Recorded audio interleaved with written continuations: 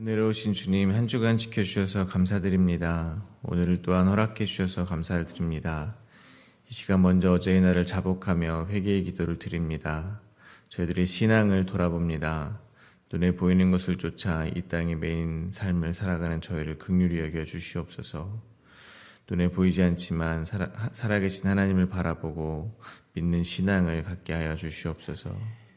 이 시간 말씀을 전하고 듣습니다. 간절히 구하오니 성령 하나님 도와주시옵소서. 사람의 생각이 아니라 하나님의 생각이 전달되고 선포되어질 수 있도록 인도하여 주시옵소서. 예수 그리스도의 이름으로 기도하오며 하늘에 계신 아버지, 오늘 제가 주님의 임재 안에서 살고 주님을 더욱더 기쁘시게 하기를 기도합니다. 주 예수님, 오늘 제가 저의 십자가를 지고 주님을 따르기를 기도합니다. 성령님, 오늘 성령님이 저를 충만하게 채워주시고 성령의 열매, 사랑과 희락과 화평과 오래 참음과 자비와 양성과 충성과 온유와 절제가 제 삶 속에서 익어갈 수 있도록 해주시기를 기도합니다. 아멘. 말씀을 나누겠습니다. 오늘 저희들에게 주신 하나님의 말씀은 시편 59편 1절에서 17절입니다. 저 여러분이 한 절씩 교독하겠습니다. 나의 하나님이여, 나의 원수에게서 나를 건지시고 일어나 치려는 자에게서 나를 높이 드소서. 악을 행하는 자에게서 나를 건지시고 피 흘리기를 즐기는 자에게서 나를 구원하소서. 그들이 나의 생명을 해하려고 엎드려 기다리고 강한 자들이 모여 나를 치려하오니 여호와여, 이는 나의 잘못으로 말미암음이 아니요 나의 죄로 말미암음도 아니로소이다. 내가 허물이 없으나 그들이 달려와서 스스로 준비하오니 주여 나를 도우시기 위하여 깨어 살펴주소서. 주님은 만군의 하나님 여호와 이스라엘의 하나님이시오니 일어나 모든 나라들을 벌하소서. 악을 행하는 모든 자들에게 은혜를 베풀지 마소서. 그들이 정으로 돌아와서 개처럼 울며 성으로 두루 다니고 그들의 입으로는 악을 토하며 그들의 입술에는 칼이 있어 이르기를 누가 들으리오 하나이다. 여호와여, 주께서 그들을 비웃으시며 모든 나라들을 조롱하시리이다. 하나님은 나의 요새시니 그의 힘으로 말미암아 내가 주를 바라리이다. 나의 하나님이 그의 인자하심으로 나를 영접하시며 하나님이 나의 원수가 보응받는 것을 내가 보게 하시리이다. 그들을 죽이지 마옵소서. 나의 백성이 잊을까 하나이다. 우리 방패 되신 주여, 주의 능력으로 그들을 흩으시고 낮추소서. 그들의 입술의 말은 곧 그들의 입의 죄라. 그들이 말하는 저주와 거짓말로 말미암아 그들이 그 교만한 중에서 사로잡히게 하소서. 진노하심으로 소멸하시되 없어지기까지 소멸하사 하나님이 야곱 중에서 다스리심을 땅끝까지 알게 하소서. 그들에게 점으로 돌아와서 개처럼 울며 성으로 두루 다니게 하소서. 그들은 먹을 것을 찾아 유리하다가 배부름을 얻지 못하면 밤을 새우려니와 나는 주의 힘을 노래하며 아침에 주의 인자하심을 높이 부르오니 주는 나의 요새이시며 나의 환난 날의 피난처이심이다. 함께 읽겠습니다. 나의 힘이시여, 내가 주께 찬송하오리니 하나님은 나의 요새시며 나를 긍휼히 여기시는 하나님이심이니이다. 아멘. 시편 59편은 시편 58편과 마찬가지로 탄원, 감사, 구원의 확신이 나타나는 개인 탄원시입니다. 표제는 다윗의 믹담시, 인도자를 따라 알다스에세에 맞춘 노래, 사울이 사람을 보내어 다윗을 죽이려고 그 집을 지킨 때입니다. 알다스에셋은 나를 멸하지 마소서라는 의미가 있습니다. 그러므로 표제에서 알 수 있는 것은 사울이 사람을 보내어 자신을 죽이려고 하는 그때 하나님께 나를 멸하지 말아달라고 청원하는 긴박한 상황임을 알 수가 있습니다. 오늘 본문은 크게 세 문맥으로 나누어 묵상하겠습니다. 첫 번째 문맥입니다. 첫 번째 문맥은 1절부터 8절입니다. 시인은 원수들의 악행에 대해서 하나님께 고발하고 하나님께 간절히 자기를 구원해달라고 청원하고 있습니다. 두 번째 문맥입니다. 두 번째 문맥은 9절부터 13절입니다. 시인은 위기의 순간에 하나님을 향한 신뢰의 고백을 드리고 원수들에 대한 심판을 청원하고 있습니다. 세 번째 문맥입니다. 세 번째 문맥은 14절부터 17절입니다. 원수들의 패망과 하나님께 대한 시인의 감사 찬양입니다. 첫 번째 문맥입니다. 먼저 1절부터 2절입니다. 나의 하나님이여 나의 원수에게서 나를 건지시고 일어나 치려는 자에게서 나를 높이 드소서. 악을 행하는 자에게서 나를 건지시고 피 흘리기를 즐기는 자에게서 나를 구원하소서. 오늘 시편의 배경은 사무엘상 19장에 기록이 되어 있습니다. 바로 다윗의 인기가 높아져감을 시기한 사울이 다윗을 죽이기 위해서 단창을 던진 사건입니다. 사울이 단창을 던졌고 이를 피한 다윗은 집으로 피신했습니다. 그러나 사울은 이에 멈추지 않고 다윗의 집으로 자객을 보냅니다. 사무엘상 19장 10절과 12절입니다. 사울이 단창으로 다윗을 벽에 박으려 하였으나 그는 사울의 앞을 피하고 사울의 창은 벽에 박힌지라. 다윗이 그 밤에 도피함에 사울이 전령들을 다윗의 집에 보내어 그를 지키다가 아침에 그를 죽이게 하려 한지라. 다윗의 아내 미갈이 다윗에게 말하여 이르되 당신이 이 밤에 당신의 생명을 구하지 아니하면 내일에는 죽임을 당하리라 하고 미갈이 다윗을 창에서 달아내림에 그가 피하여 도망하니라. 이러한 상황 가운데 다윗은 하나님께 간절히 나를 구원해 달라고 구하고 있다는 것입니다. 여기서 저희가 생각해 볼 것은 이것입니다. 어렵고 힘든 상황에서 성도는 하나님께 구원해 달라고 기도해야 한다는 것입니다. 매우 당연한 이야기 같지만 신앙생활을 오래 하면 때로는 하나님께 도움을 구하는 것이 성숙하지 않은 성도의 모습이라고 생각을 하게 되는 것 같기도 하기 때문입니다. 그러나 그것은 성숙한 신앙인의 모습 같아 보이기도 하지만 한편으로는 하나님을 여전히 나의 하나님이라고 부르지 못하기 때문이라고 저는 생각합니다. 나의 하나님이라고 부를 수 있다는 것은 하나님은 어떠한 가운데에서도 나의 편이 되어주신다는 신뢰가 있어야만 가능한 것입니다. 하나님이 하신 언약에 대한 신뢰입니다. 예를 들어서 아버지가 매우 엄하거나 화를 자주 내시는 집안의 아이들은 아버지와 자신의 관계를 생각할 때 먼저 자기의 태도나 자기의 수행 능력 등을 돌아보게 된다는 것입니다. 자기가 생각할 때 자기의 행동에 따라서 아버지가 자기를 사랑하기도 하고 사랑하지 않기도 한다고 생각하게 된다는 것입니다. 그러나 아버지는 자기를 언제나 사랑하고 언제나 자기를 지지한다는 아버지의 약속에 대한 신뢰가 있는 아이는 그렇지 않을 것입니다. 좋을 때나 화가 날 때나 언제나 아버지를 찾게 된다는 것입니다. 나의 아버지이시기 때문입니다. 마찬가지로 저희와 하나님과의 관계에서 이 신뢰가 회복되어야 할 것입니다. 저희의 하나님이 되시고 저희는 하나님의 백성이 될 것이라는 하나님의 언약에 대한 신뢰가 회복이 돼야 될 것입니다. 그러므로 저희는 신앙생활을 정말 오래 했더라도 직분이 아무리 높더라도 정말로 대단한 업적이 많이 있더라도 여전히 아버지 하나님의 어린 자녀와 같이 하나님께 도와달라고 솔직하게 기도할 수 있게 되기를 간절히 바랍니다. 다윗은 자기를 둘러싼 원수들에 대해서 다음과 같이 말합니다. 3절부터 5절입니다.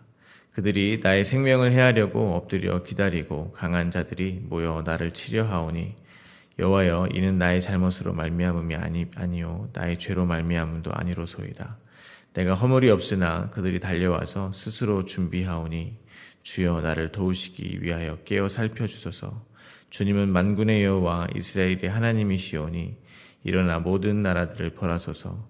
악을 행하는 모든 자들에게 은혜를 베풀지 마소서. 다윗은 그들이 자기의 생명을 해하려고 왔으나 자기가 생각할 때 자신은 정말로 아무런 잘못이 없다고 합니다. 그러나 그들이 달려와서 자기를 죽이기 위해서 벼르고 있다는 것입니다. 그러니 이 상황을 살펴보고 자기를 도와달라는 겁니다. 여전히 다윗은 만군의 여호와 이스라엘의 하나님께서 자기의 하나님, 즉 자기 편이라는 것에 추호도 의심이 없는 것입니다. 즉 자기 자신은 하나님이 살펴보셔도 심판을 받지 않는 그러한 자라는 확정된 신분이라는 믿음이 이미 있다는 것입니다. 마찬가지로 저희도 결과적으로는 허물이 없는 자들입니다. 아무런 잘못도 죄도 없는 자들입니다.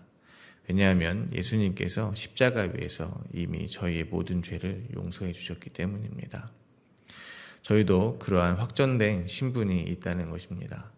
그럼에도 저희는 저희 신앙생활 가운데 원수가 저희를 해하려고 하는 상황을 마주하게 된다는 것입니다.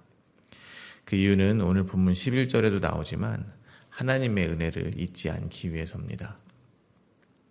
저희가 아직 죄인 되었을 때 하나님께 은혜를 입은 것이라는 사실을 잊지 않기 위해서라는 것입니다. 그러므로 사실은 죄가 없음에도 아무런 허물도 없음에도 원수들에게 죽임을 당하신 분은 오직 예수님 한 분이라는 것을 잊어서는 안 될 것입니다. 저희는 그저 예수님의 은혜로 아무런 허물이 없는 자로 역임을 받았을 뿐이라는 것을 잊으시면 안 될 것입니다. 저희가 신앙생활 동안에 잠깐 경험하는 수치와 환난은 예수님께서 받으신 수치와 환난에 도저히 비교할 수 없는 것이며 예수님을 알기 위해서 허락된 가벼운 멍에와 같은 것임을 잊지 말아야 할 것입니다. 또한 생각하게 되는 것은 이것입니다. 다윗은 하나님께서 세운 사울에게 힘으로 항거하지 않았다는 것입니다. 저희가 잘 알고 있듯이 사울은 다윗을 사위로 맞이했습니다. 그러나 다윗을 사위로 맞이하는 조건으로 블레셋 사람 100명의 포피 100개를 요구했습니다. 그 이유는 블레셋 사람들의 손에 다윗을 죽이기 위해서였습니다. 하지만 다윗은 포피 100개가 아니라 블레셋 사람 200명을 죽이고 포피 200개를 가져다 사울에게 주었습니다. 그만큼 다윗은 전쟁에 능한 장수였다는 것입니다. 그런 다윗이 사울에게 힘으로 항전하지 않았다는 것입니다. 왜 그렇겠습니까? 그 이유는 아마도 사울이 하나님께 기름 부음을 받은 왕이기 때문일 것입니다. 달리 말하면 다윗은 지금 이 상황을 허락하신 하나님께 순종을 하고 있다는 말이 될 것입니다. 마찬가지로 예수님께서는 자기를 십자가에 달아 죽이라는 사람들을 모두 물리칠 수 있는 힘이 있으셨음에도 그 힘을 사용하지 않으셨습니다. 그저 하나님의 뜻에 따라서 순종하여 십자가를 지셨다는 것입니다. 이를 통해서 저는 이것이 바로 하나님 나라의 방식이라는 것을 배우게 되는 것 같습니다. 그러므로 저희도 원수를 대할 때 이 십자가의 방식으로 싸워야 될 것입니다. 저희를 힘으로 제압하려는 사람들이 있을 때 힘으로 대항하는 것이 아니라 이 십자가의 방식으로 싸우게 되시기를 간절히 바랍니다. 그때 저희는 죽게 될 것이고 저희 안에 살아계신 그리스도께서 살게 될 것입니다. 그리스도를 닮은 성도로 저희가 자라나게 될 것입니다. 만군의 하나님 여호와 이스라엘의 하나님의 보호를 받는 다윗에게 이제 원수들은 그저 성에 돌아다니는 개에 지나지 않습니다. 6절부터 8절입니다. 그들이 저물어 돌아와서 개처럼 울며 성으로 두루 다니고 그들의 입으로는 악을 토하며 그들의 입술에는 칼이 있어 이르기를 누가 들으리오 하나이다. 여호와여 주께서 그들을 비웃으시며 모든 나라들을 조롱하시리이다. 하나님이 자기 편에 서 있다면 원수들은 그저 개에 지나지 않습니다. 그들은 토한 것을 다시 먹는 부정한 짐승입니다. 그들이 입에서 악을 토합니다. 입술에는 칼이 있어서 이르기를 누가 들으리오 한다는 것입니다. 즉 하나님이 어디 계시는가 한다는 것입니다. 악인들이 왜 이렇게 자신만만하겠습니까? 지금 당장 눈에 띄는 심판이 자기들에게 임하지 않기 때문입니다. 저희는 하나님이 계시다면 어떻게 저런 일들이 일어나는가, 이런 일을 일어나게 두시는가 라는 말을 종종 듣습니다. 그런데 그 말은 그들이 자기 자신과 이 세상 실체에 대해서 잘 몰라서 하는 말이라고 생각합니다. 이 세상은 이미 죄와 허물로 죽어있는 상태입니다. 그러한 흉악한 범죄는 이 세상 사람들의 감춰져 있던 실체가 잠시 드러났을 뿐이라는 것입니다. 그러므로 죄와 허물로 죽은 이 세상은 그 상태 그대로 이미 심판을 받은 상태라는 것입니다. 그런데 그것도 모르고 자신들이 악을 행해도 아무 일도 일어나지 않는 것 같으니 그들은 하나님이 어디 계시는가 하며 교만을 떤다는 것입니다. 그들을 보며 하나님께서는 비웃고 계실 뿐임을 모르는 것입니다. 그러므로 하나님께서 그냥 그대로 내버려 두시는 것이 심판임을 저희는 잊어서는 안 될 것입니다.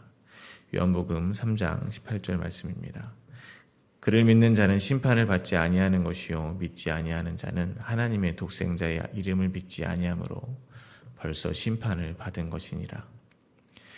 이는 반대로 이야기하면 하나님께서 내버려 두시지 않고 하나님께 징계를 당하는 저희가 구원을 받았다는 사실입니다. 따라서 저희는 저희를 훈계하시기 위해서 하나님이 잠시 사용하시는 원수들을 그저 캄캄한 밤에 돌아다니는 개에 불과한 존재로 여겨야 할 것입니다. 그리고 근신하여 깨어 기도하며 주권자 되시는 하나님의 뜻이 무엇인가에 집중해야 될 것입니다. 두 번째 문맥입니다. 9절과 10절에서 다윗은 하나님의 언약적 사랑에 대한 신뢰를 고백합니다. 그리고 매우 놀라운 고백을 합니다. 11절부터 13절입니다. 그들을 죽이지 마옵소서. 나의 백성이 잊을까 하나이다. 우리 방패 되신 주여, 주의 능력으로 그들을 흩으시고 낮추소서. 그들의 입술의 말은 곧 그들의 입의 죄라. 그들이 말하는 저주와 거짓말로 말미암아 그들이 그 교만한 중에서 사로잡히게 하소서. 진노하심으로 소멸하시되 없어지기까지 소멸하사 하나님이 야곱 중에서 다스리심을 땅끝까지 알게 하소서. 다윗은 종국에는 하나님께서 이스라엘을 다스리시는 분이시라는 사실을 땅끝까지 알도록 그들의 교만한 입술을 소멸해달라고 고백합니다.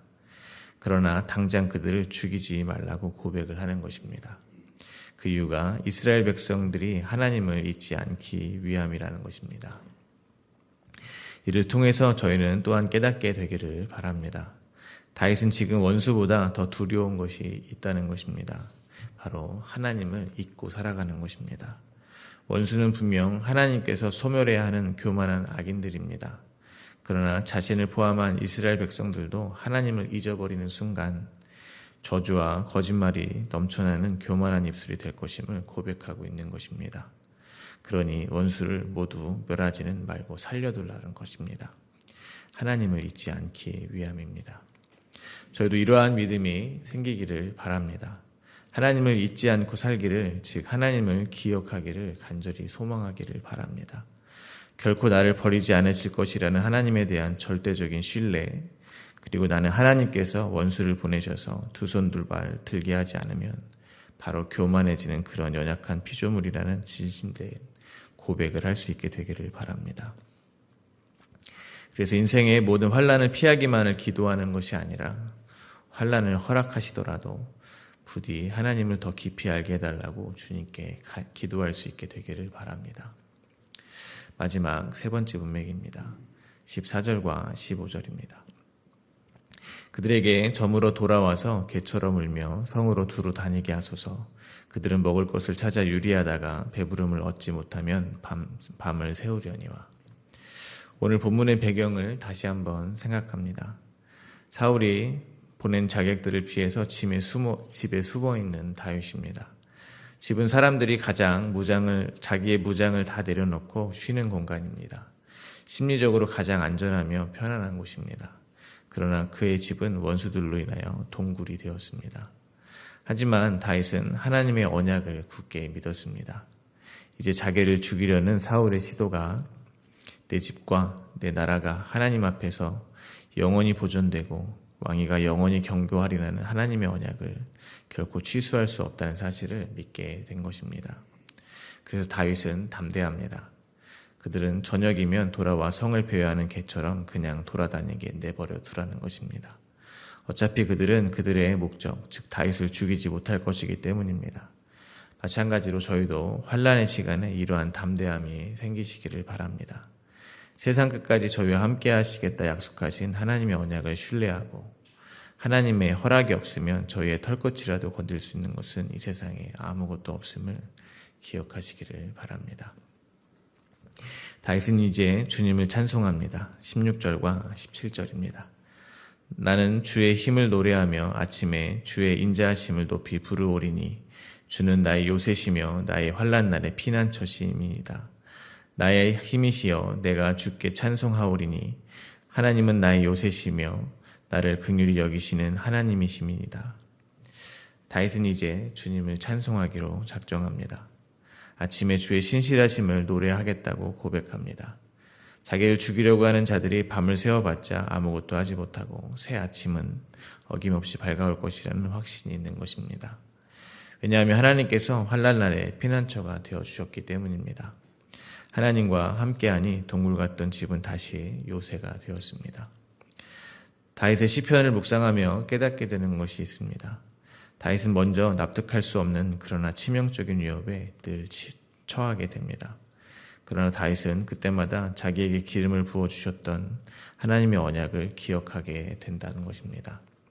그리고 그 상황을 서서히 인정합니다. 그 상황은 여전히 하나님의 주권 아래에 있다는 것과 어떠한 상황에서도 하나님의 공의는 이루어진다는 것을 가슴에 새깁니다. 즉 악인들은 멸하시고 하나님의 택한 백성들에게 하신 언약은 반드시 지키심으로 온 세상이 하나님의 하나님 되심을 알게 될 것이라는 것을 가슴에 새긴다는 것입니다. 그리고 그 이후에 다윗은 항상 지금 처한 상황이 아무리 어려울지라도 주님을 찬송합니다. 마찬가지로 지금 저희들의 삶에도 과거에 감당하기 어려운 일들이 많이 있었을 것입니다. 지금 생각해 보아도 가슴이 떨리는 일들도 있었을 것입니다. 그러나 저의 삶에 어느 날 십자가가 찾아왔다는 것입니다. 주님께서 십자가로 저에게 영원한 언약을 해주셨다는 것입니다. 그러면 저희는 어떻게 해야겠습니까? 저의 과거에 어려웠던 모든 일들마저도 십자가를 사이에 두고서 나의 발목을 잡는 상처에서 나의 신앙을 위해서 필요했던 일로 인식을 바꾸어야 한다는 것입니다. 그러면 지금 나를 괴롭히는 이 상황들, 앞으로 다가올 고통의 순간들을 하나님에 대한 신뢰로 극복할 수 있게 될 것입니다. 나를 집어삼킬 것 같은 사람들, 그리고 그러한 상황들이 개처럼 돌아다녀도 개의치 않고 주님을 찬송할 수 있게 될 것이라는 것입니다. 그러나 원수가 나의 가장 안전한 보금자리요 안식처인 집까지 밀고 들어오는 그러한 상황은 말처럼 담대하기도 초연하기도 쉽지 않은 것은 사실입니다. 그러므로 오늘 다윗의 고백처럼 나의 영혼에게 항상 선포하게 되시기를 바랍니다. 오 나의 하나님 되신 나의 힘이 되신 주님, 내가 주를 찬송할 것입니다. 오 하나님이시여, 주님은 나의 요새이시며 언제나 나를 긍휼히 여겨주시는 나의 하나님이십니다. 라고 선포하게 되시기를 바랍니다. 말씀을 뵙겠습니다. 성경은 계속해서 말합니다. 기억하라는 것입니다. 그러한 면에서 저희들의 삶에 환란이 끊이지 않고 대적이 줄을 서고 있다면 지금 해야 하는 기도는 다른 것이 아닙니다. 바로 회개 기도입니다. 내가 하나님을 잊었습니다. 나를 구원해 주신 그 은혜를 또 잊었습니다. 라고 기도해야 될 것입니다. 그리고 드려야 하는 기도는 감사와 찬송의 기도입니다. 왜냐하면 나는 하나님을 잊었지만 하나님은 나를 잊지 않고 계셨기 때문입니다. 대적을 보내셔서 자고 있던 나를 깨워주셨기 때문입니다. 오늘도 나를 잊지 않으시는 주님께 감사하시며 찬송이 넘치시는 하루가 되시기를 간절히 바랍니다.